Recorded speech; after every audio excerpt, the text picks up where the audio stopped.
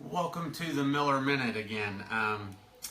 The winner of this week's Miller Minute, I got this in a private message, so you know who you are, and you won a lunch. Evidently, we are online live. So I was asked about multiple sclerosis and what chiropractic can do for multiple sclerosis. The way that this works, first off, remember, chiropractic is not about pain.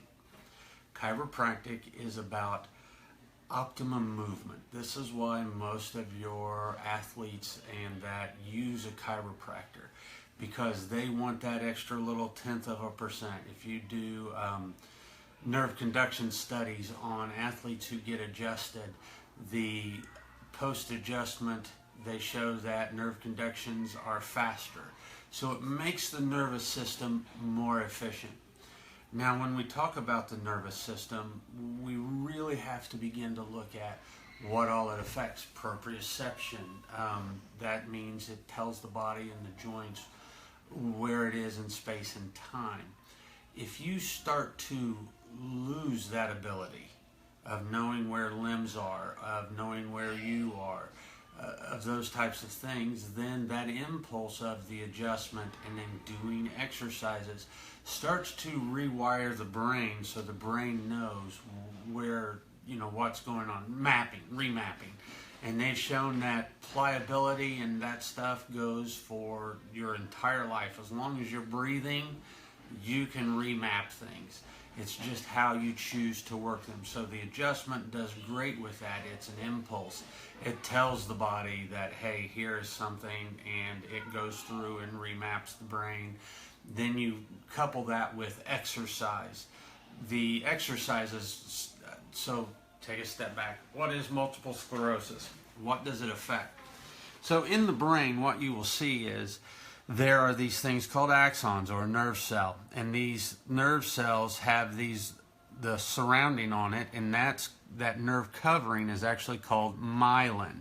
Oh, hold on, I want to be able to mark this up. I like drawing.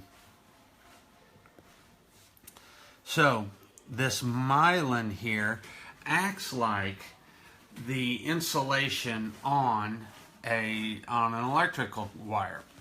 And so it's made of phospholipids, which come from cholesterol and things like that. So right off the bat, there is a nutritional component to this.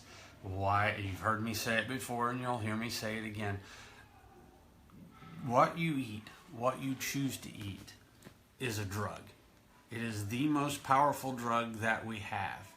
It affects every aspect of your body.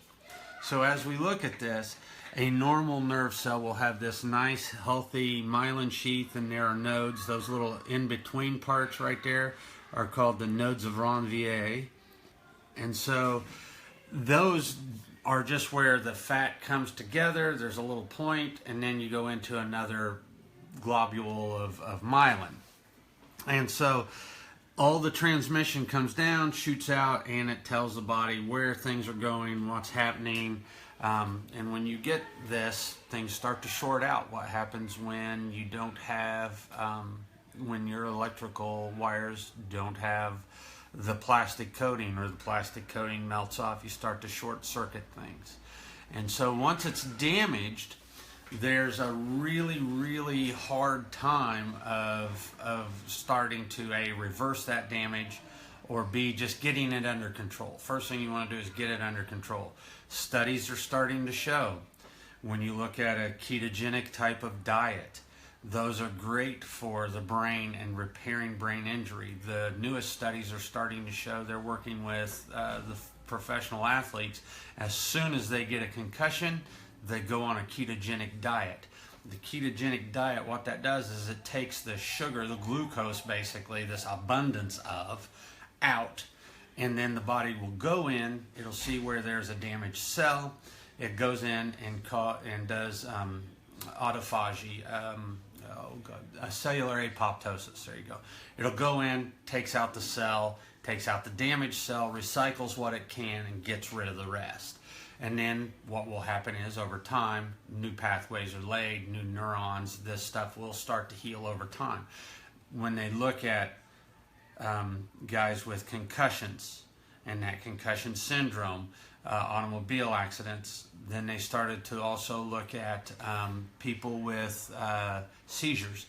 The ketogenic diet and dealing with seizures, which is just this mass barrage of electrical impulse in the brain, what they see with that is incredible. And they've treated epilepsy and seizures with the ketogenic diet for a long, long time.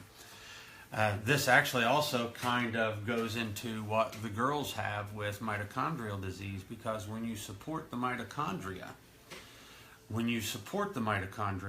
then basically you produce more energy and cells are healthy. They have now seen that if they remove the mitochondria, the cell will actually still live, but it won't reproduce. So the nucleus of the cell is no longer thought to be this epicenter of everything. They're now rolling everything back to the mitochondria. And they're saying that once you have the mitochondria, everything else kind of falls in line, and that is what we actually have to treat. And if you think about it, the mitochondria powers everything. So if your mitochondria, if your energy system isn't right, then all of a sudden these other things can go wrong, and things can go aberrant. So now that we've defined what is, what happens, now we can sit there and go back and let's see, do I know how to do this easily? We're done. Now let's look at the next thing. Done again. And let's look at, myelin. Myelin is composed of phospholipids, cholesterol, and protein. So the funny thing about that is, what is one thing that you don't see in there defined? And what is the one nutrient that we all overconsume that isn't in there?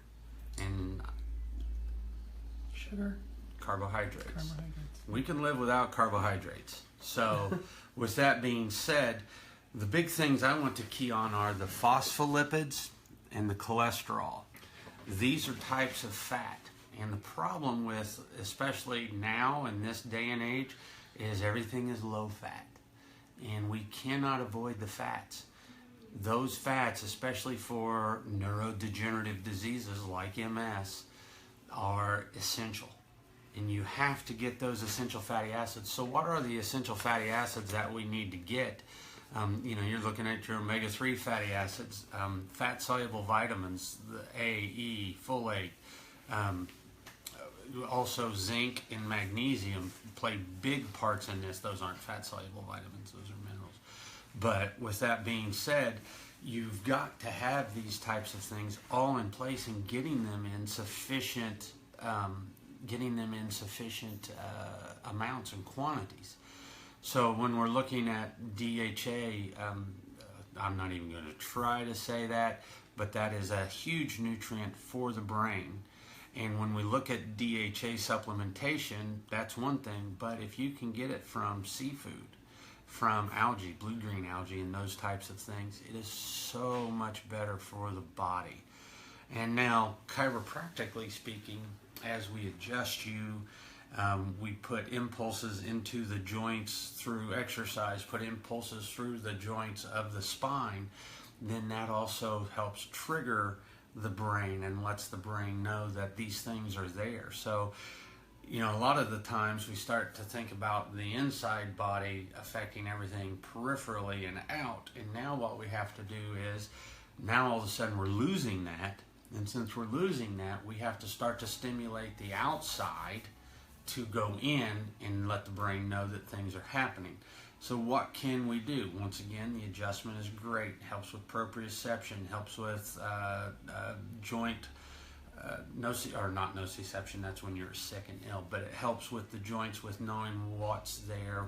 Limited range of motion, you can start to make sure that the carpal bones are aligned, and that when they are aligned, you decompress the nerves and thereby allow full range of motion and flexion, elbows, shoulders, spine, all of that plays. And when you're giving that input into the body, the brain starts to read it and figure out what's going on. Other things to do: yoga, tai chi, swimming, recumbent bike, anything that is low impact and allows you to start to put the body through a range of motion, and then also work on flexibility. These are things that absolutely need to be done. And then if you know a chiropractor, a good chiropractor that looks at motion, that starts to look at how you move, squats, push-up position, things of that nature. Once they're starting to look at that, then if you have a restriction, then that can be worked on. And so a chiropractor can do that. Honestly, a trainer, once the chiropractor is through adjusting you and making sure you have good range of motion, both in the, or all in the cervical, thoracic, and lumbar spine, once you have that good range of motion there, then you can start to work on the other joints of the body. Chiropractors can do that. A good trainer can do that. A good physical therapist can do that. But you want to make sure that you're moving full range of motion and in the right planes. You don't want the body to seek out stability. So if you're doing a squat and your knee goes valgus, you cannot do that. You're going to destroy the knees. We've talked about that already. So those are just a few things that I can think of right off the bat, and in my little limited time of looking up stuff on PubMed and whatever else I can find and what I've read. That's where I would say that you start to look at and you start to go with, because it's very important that you fight the loss. You don't want to, what's the saying? Don't go quietly into the night. You just keep fighting that and fighting that, because if you just let things happen, if you just let the natural progression happen and you just take the drugs that they give you, then what happens is over time you will continue to lose. And that does nothing to help proactively retain, and that's what we want to have. We want to make sure that you're doing everything that you can. And it's not just for that, it's for Alzheimer's, dementia, any type of neurodegenerative disease. The more you can be proactive with it, the better off you are. With that being said, any comments, leave them on the video. If you'd like to hear me discuss something, leave it there. If we pick your name, there is a lunch involved with it. And upon that, have a great day.